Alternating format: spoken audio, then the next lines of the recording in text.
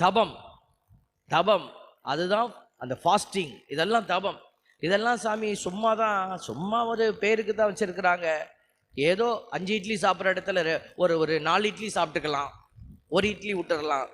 இல்லை பிள்ளைகளே, தயவு செய்து நீங்கள் அந்த தவத்தை அனுசரித்து பாருங்கள்.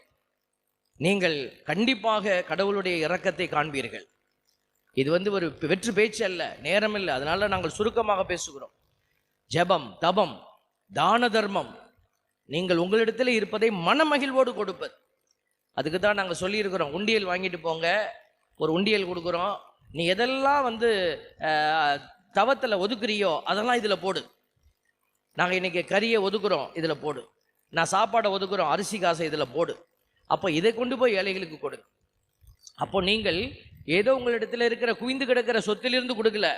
நீ எதை உனக்கு ஒருத்தலாக வைத்தாயோ அதனுடைய கனியை நீ கொடுக்குறீங்க.